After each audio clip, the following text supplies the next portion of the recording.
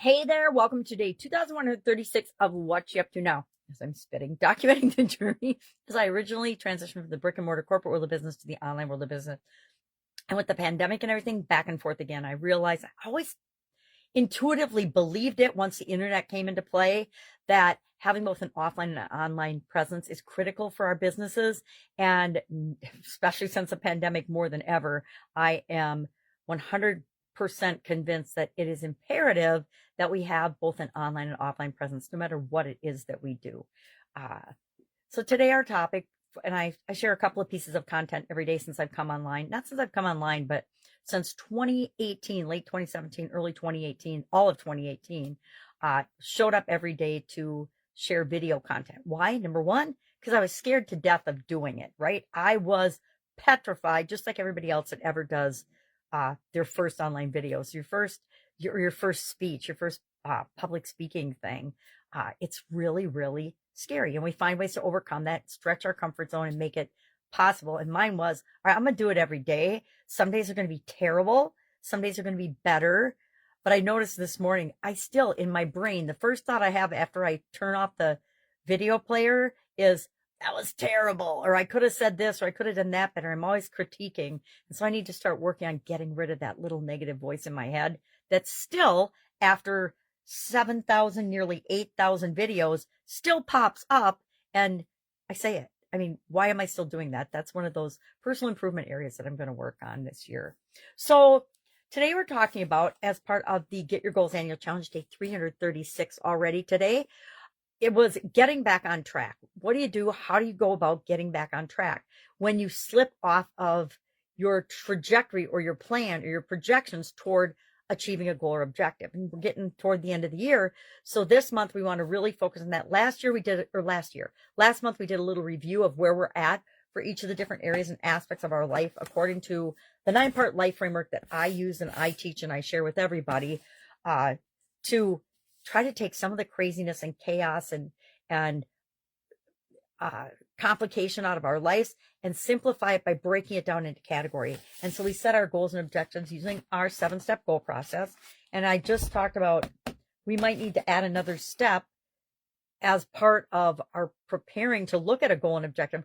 And once we have that goal and we tell ourselves our current and our desired story, maybe we have to spend a little time as part of a step saying, okay, well, what could possibly go wrong and what could impact us when it comes to achieving this goal and objective? I think that that's probably a powerful exercise that we left out of our process. We consider it when we're considering breaking it down into steps and options and things and action plans.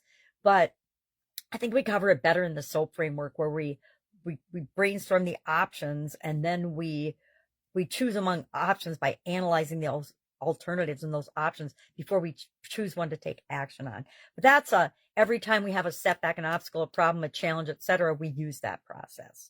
So shared about 20 ways that we can go about getting back on track, pulling ourselves back on track. And then our idiom for Supersize Your Business today was getting back on track. How do you get back on track? Because back on track is actually an idiom when it comes to growing and building and supersizing your business. Because guess what?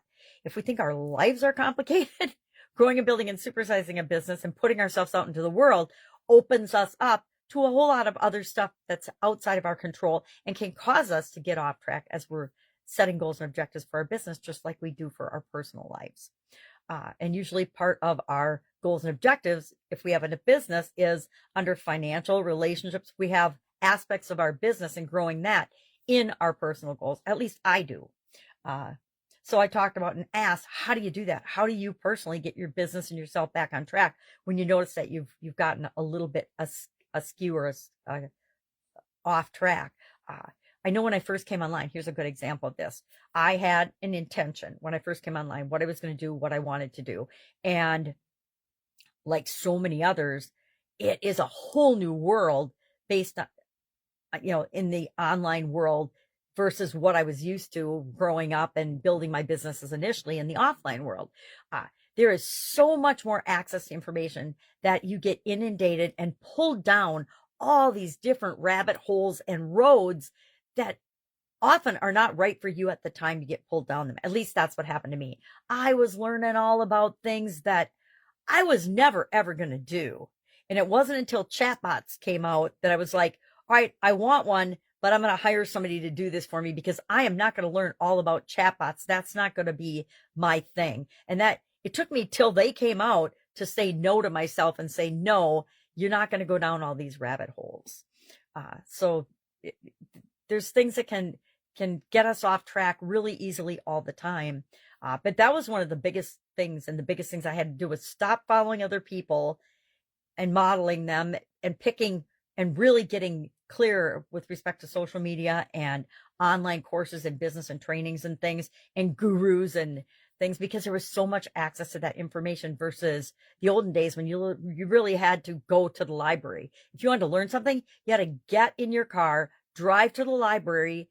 My favorite is the Hill Reference Library in St. Paul, Minnesota.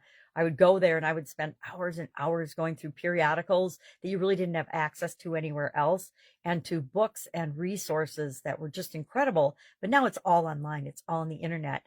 So if anybody says they don't know how to do something or they can't figure it out, they're not even looking, because you can Google or Bing or what's the other one, DuckDuckGo or whatever, to find out anything you want, except for the filtering of the course, the monitoring of social media. There's still a lot of information out there. There's really never an excuse to say, I don't know how. Or I'd much rather have somebody come to me and say, I don't know which option to choose because there are so many possibilities and so many options out there for me. How do I know the best thing for me to do right now? That's a much better approach than I don't know how. Because usually if you say, I don't know, it's because you haven't even looked or tried to figure it out, right? And I think it's an automatic go-to for people nowadays, because usually if you just say, I don't know, or I don't know what I want, people leave you alone.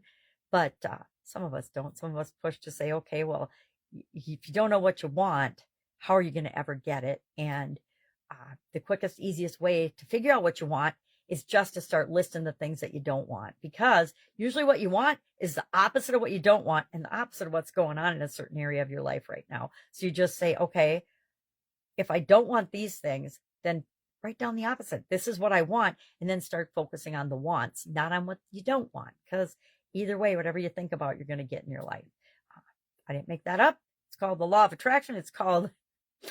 It's a universal law. It works for everybody, no matter who you are. So that's why it's critical that we focus on what we want.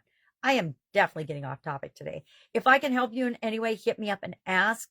Saturday in my neck of the woods. So it's always a fun, spend time with the family, get caught up, work on other projects, work on passion projects and things. I'm writing a book. I'm always writing a book. But if I can help you anyway, just hit me up and ask.